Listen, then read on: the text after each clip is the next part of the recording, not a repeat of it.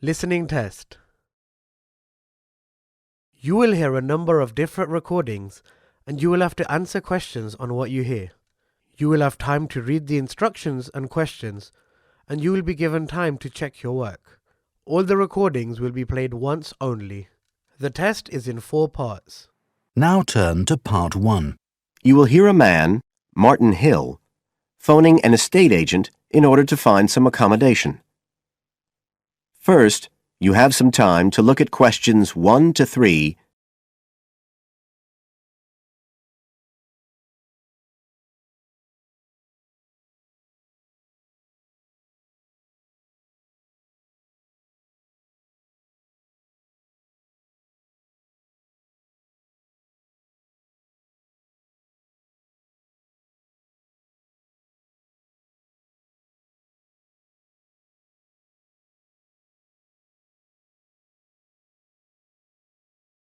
Listen carefully and answer questions 1 to 3.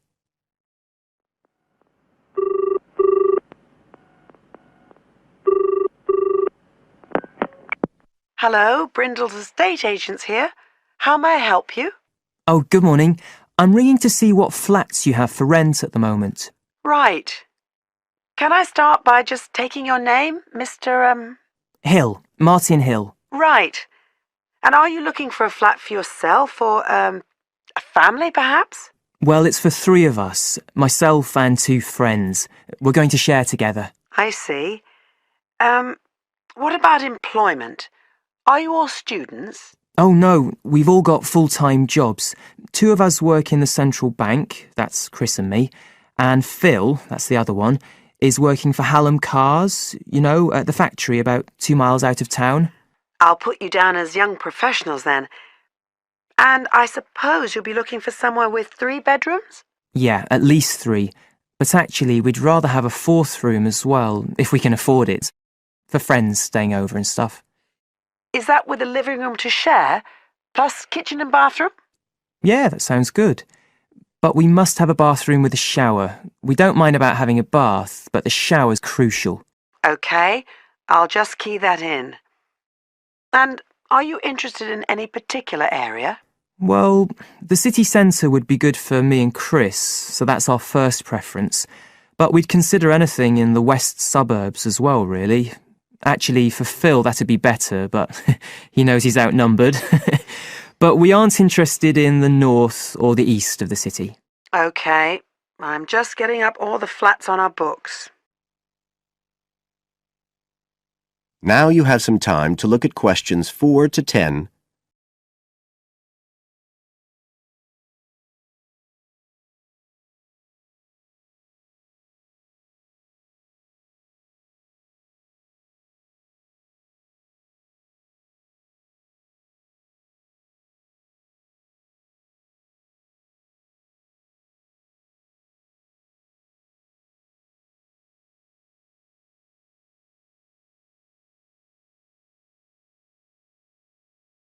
Now listen and answer questions 4 to 10.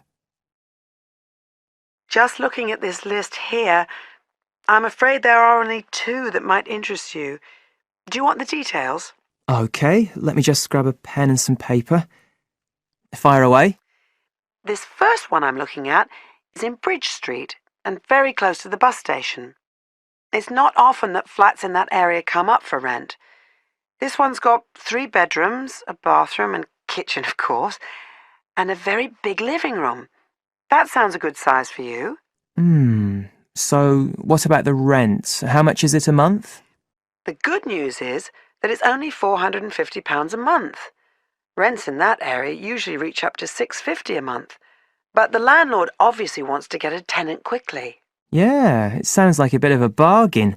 What about transport for Phil? Well, there'll be plenty of buses, so no problem for him to use public transport.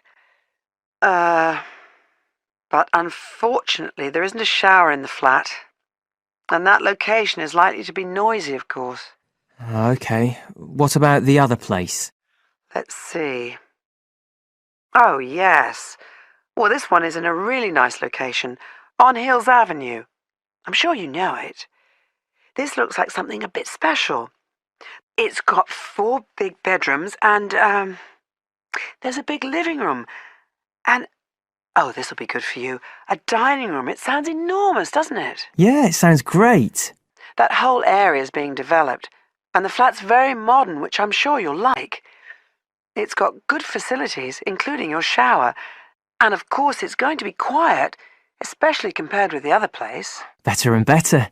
But I'll bet it's expensive, especially if it's in that trendy area beside the park. I'm afraid so. They're asking £800 a month for it. Whoa, it sounds a lot more than we can afford. Well, maybe you could get somebody else to move in too. I'll tell you what, give me your address and I can send you all the details and photos, and you can see whether these two are worth a visit. Thanks, that would be really helpful. My address is flat 5. That is the end of section 1. You now have half a minute to check your answers.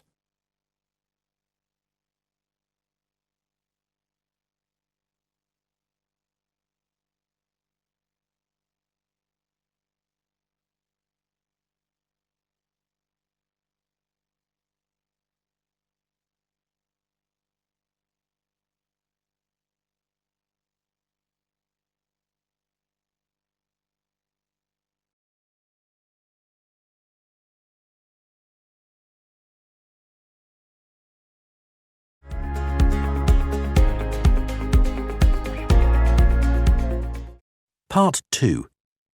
You will hear a tour guide welcoming a group of visitors to the British Library and telling them about the library and what they will see there. First, you have some time to look at questions 11 to 15.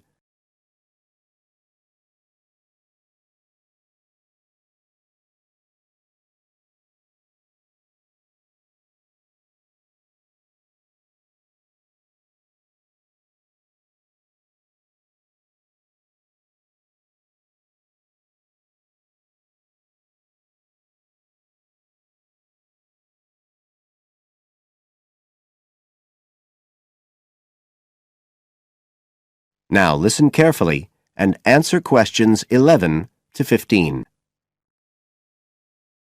Good afternoon, ladies and gentlemen, and welcome to your very own tour of the British Library on this lovely afternoon. My name is Tony Walters, and I'm your guide for today. Could I please see your tickets for the guided tour? I'd also like to remind you that any tickets bought today do not include a visit to the reading rooms. I'm afraid we don't do visits on Fridays, or any weekday during working hours, so as not to disturb the readers.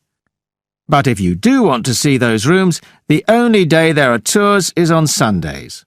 So, I don't want anyone to be disappointed about that today. OK? Thank you. Right, we'll start with a brief introduction. As many of you know, this is the United Kingdom's National Library, and you can see that this is a magnificent modern building. It was first designed by Sir Colin St. John Wilson in 1977, and inaugurated by Her Majesty the Queen more than 20 years later in 1998. As you can see, the size is immense, and the basements alone have 300 kilometres of shelving, and that's enough to hold about 12 million books.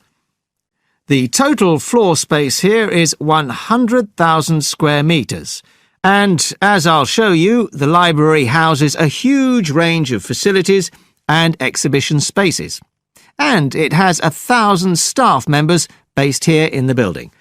So, you can appreciate the scale of our operation. In fact, this was the biggest publicly funded building constructed in the United Kingdom last century. It is still funded by the government as a national institution, of course, and it houses one of the most important collections in the world.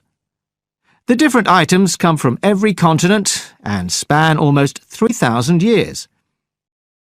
The library isn't a public library, though. You can't just come in and join and borrow any of the books. Access to the collections is limited to those involved in carrying out research. So it's really a huge reference library for that purpose. and anyone who wants to consult any materials that are kept here can formally apply to use the library reading rooms. You now have some time to look at questions 16 to 20.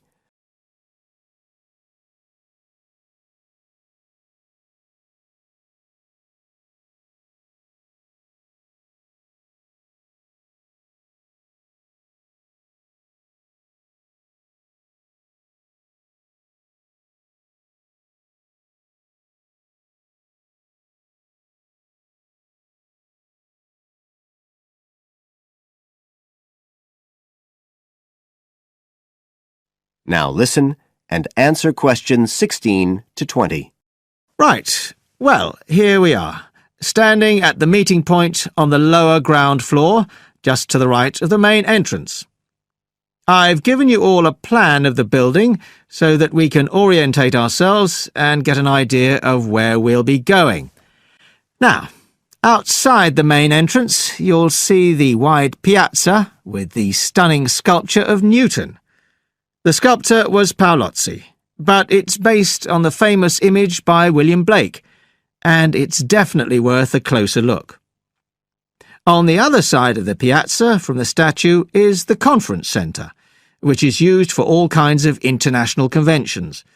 We'll take a quick look inside at the end of our tour. Looking ahead of us now, you'll see that we're standing opposite the staircase down to the basement, where you'll find the cloakroom. And to the left of that, we have the information desk, where you can find out about any current exhibitions, the times of the tours, and anything you need to know, if you don't have a tour guide. As you can see, on this lower ground floor, we also have a bookshop. That's the area over to the left of the main entrance. You'll be free to browse there when we get back to the ground floor. Now, opposite the main entrance on this floor, we have the open stairs leading up to the upper ground floor. And at the top of them, in the middle of the upper ground floor, you can see a kind of glass-sided tower that rises all the way up through the ceiling and up to the first floor. This is called the King's Library. It's really the heart of the building. It was built to house the collection that was presented to the nation in 1823 by the King. You can see it from every floor above ground. When we go up there, you'll find the library's treasures gallery on the left. Can you find it on your plan? That's the exciting one. So we'll be visiting that first, but we'll also take a look at the stamp display situated behind it on the way to the cafe. A lot of people miss that. The cafeteria runs along the back of the floor, and in the right-hand corner, you'll find the lifts and toilets. Always good to locate them. The other main area on that floor is the public access catalogue section, and I'll show you how that operates when we get up there. That is the end of Section 2. You now have half a minute to check your answers.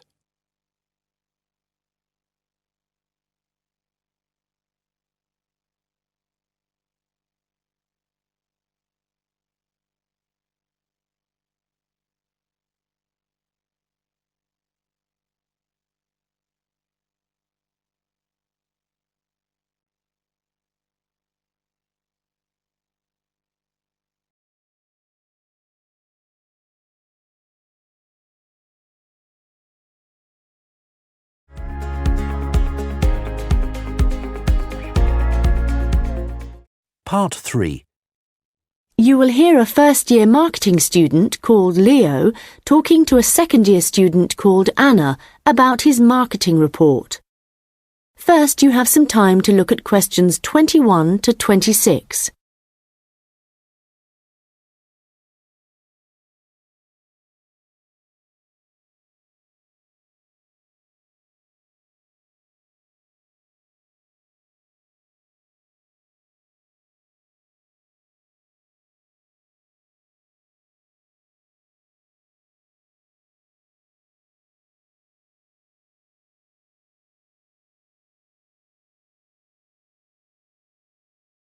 Anna, I wanted to ask you about my marketing report. I'm not sure about it. That's okay, Leo. So what do you have to do? Choose a product or service, then compare two organisations that produce it. I'm doing instant coffee.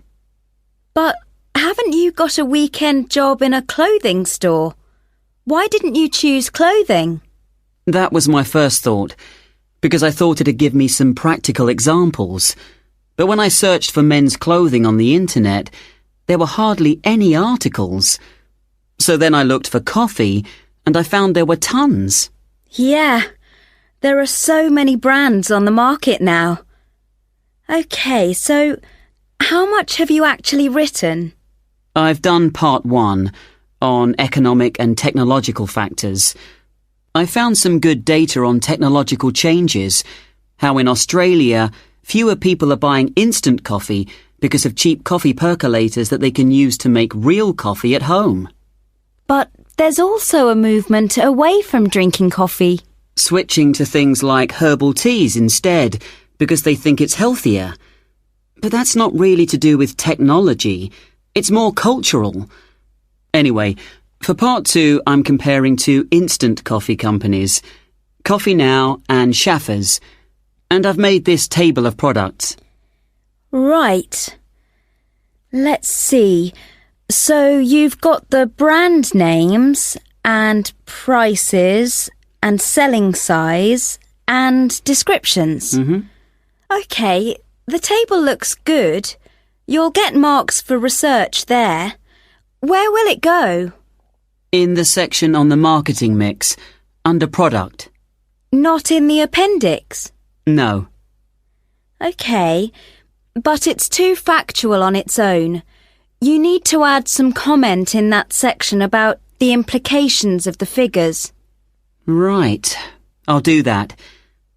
Now, I want to say that I think that Schaffers is more of a follower than a leader in the coffee industry. Now, I'm putting that in the section on market share. Does that seem okay? Let's see. So, you've begun by explaining what market share is. That's important. But you've got to be careful how you give that opinion. Do you think it should go in another section? Well, it's fine where it is, but you've got to back it up with some data, or they'll say your report lacks weight. OK. One thing I'm worried about is finding anything original to say.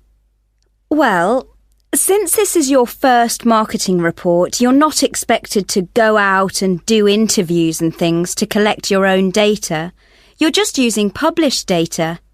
So the analysis you do might not throw up anything that people didn't know before. But the focus is more on how you handle the data. I mean, you might take something like a graph of sales directly from a website, but what makes your work original is the perspective you provide by your interpretation of it. Oh. You know, it's all so different from business studies assignments at school. It's really surprised me. What? How much research you have to do? I expected that. It's more, I knew exactly what I had to do to get a good grade at school. And I knew I'd be expected to go more deeply into things here. But I haven't got information on how the lecturer is going to grade my work, what he's looking for.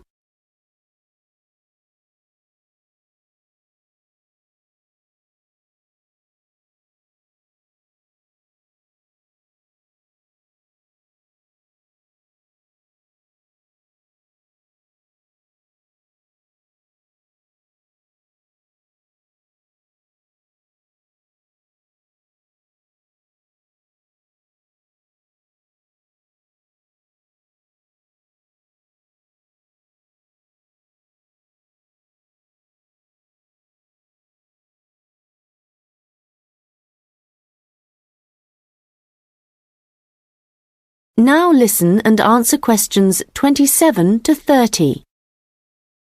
Well, one thing you have to remember is that in a marketing report, you've got to have what they call an executive summary at the beginning. I forgot that and I got marked down. Yeah, I've drafted it. I've got an overview. Have you got something about the background there? Yeah. Good. So, I've just made a summary of the main points. I wasn't sure whether or not I should have my aims there. No, that's too personal. The executive summary is just like what a manager would read to get a general idea of your report if he was in a hurry. Right. Then I'm okay for the first main part, all of the macro environment stuff. But it's when I get onto the problems section. I've listed all the problems that Coffee Now and Shaffers are facing. But then what? Well, you have to prioritise. So indicate the main problems, and then you analyse each one by connecting it with a theory. That's where your reading comes in. Okay. Have you done your implementation section yet? I've thought about it. So that's where I write about what could be done about the problems. Yes. And it's got to be practical, so don't forget to specify things like who would be involved, and the cost, and the order that things would be done in. Right. Well, that shouldn't take long. You'd be surprised. Actually, that's the bit that tends to get badly done because people run out of time. That and the conclusion. Oh, any hints for that?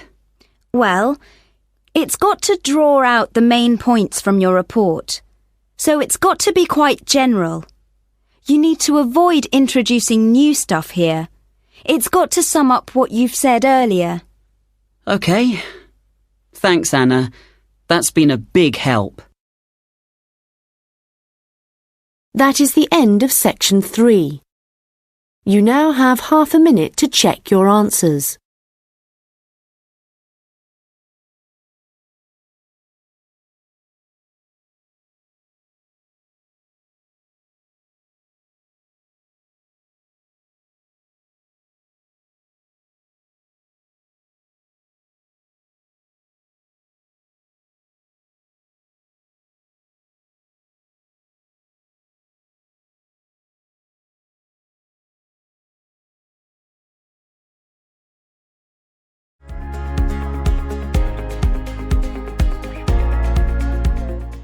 Part 4. You will hear part of a lecture about the history of fireworks in Europe. First, you have some time to look at questions 31 to 40.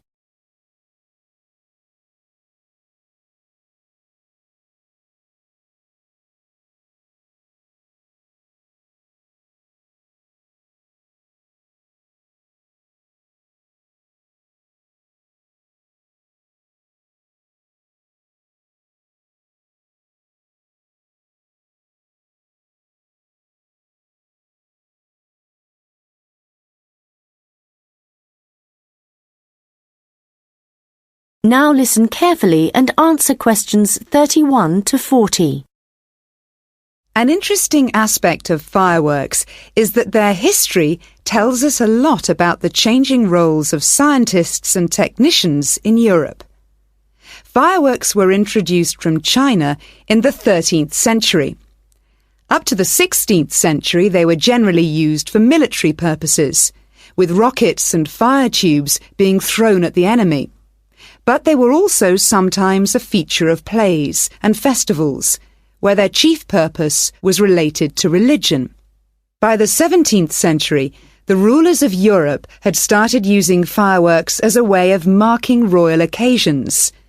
Technicians were employed to stage spectacular shows which displayed aspects of nature, with representations of the sun, snow and rain. These shows were designed for the enjoyment of the nobility and to impress ordinary people.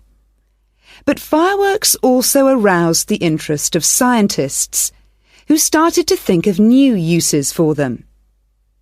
After seeing one firework display where a model of a dragon was propelled along a rope by rockets, scientists thought that in a similar way humans might be able to achieve flight, a dream of many scientists at the time. Other scientists, such as the chemist Robert Boyle, noticed how in displays one firework might actually light another, and it occurred to him that fireworks might provide an effective way of demonstrating how stars were formed. Scientists at the time often depended on the royal courts for patronage, but there was considerable variation in the relationships between the courts and scientists in different countries. This was reflected in attitudes towards fireworks and the purposes for which they were used. In London, in the middle of the 17th century, there was general distrust of fireworks among scientists. However, later in the century, scientists and technicians started to look at the practical purposes for which fireworks might be employed, such as using rockets to help sailors establish their position at sea. It was a different story in Russia, where the St. Petersburg Academy of Science played a key role in creating fireworks displays for the court. Here, those in power regarded fireworks as being an important element in the education of the masses, and the displays often included a scientific message. Members of the Academy hoped that this might encourage the royal family to keep the Academy open at a time when many in the government were considering closing it. In Paris, the situation was different again. The Paris Academy of Sciences played no role in staging fireworks displays. Instead, the task fell to members of the Royal Academy of Painting and Sculpture. As in Russia, the work of the technicians who created the fireworks was given little attention. Instead, the fireworks and the spectacle they created were all designed to encourage the public to believe in the supreme authority of the king. However, science was also enormously popular among the French nobility, and fashionable society flocked to demonstrations such as Nicolas Lemery's display representing an erupting volcano. The purpose of scientists was basically to offer entertainment to fashionable society, and academicians delighted in amazing audiences with demonstrations of the universal laws of nature.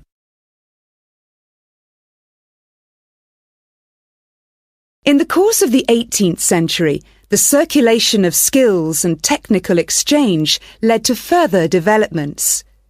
Fireworks specialists from Italy began to travel around Europe, staging displays for many of the European courts. The architect and stage designer Giovanni Servandoni composed grand displays in Paris, featuring colourfully painted temples and triumphal arches. A fireworks display staged by Servandoni would be structured in the same way as an opera, and was even divided into separate acts. Italian fireworks specialists were also invited to perform in London, St. Petersburg, and Moscow. As these specialists circulated around Europe, they sought to exploit the appeal of fireworks for a wider audience, including the growing middle classes. As in the previous century, fireworks provided resources for demonstrating scientific laws and theories, as well as new discoveries, and displays now showed a fascinated public the curious phenomenon of electricity. By the mid-18th century, fireworks were being sold for private consumption. So the history of fireworks shows us the diverse relationships which existed between scientists, technicians, and the rest of society. That is the end of part 4. You now have half a minute to check your answers.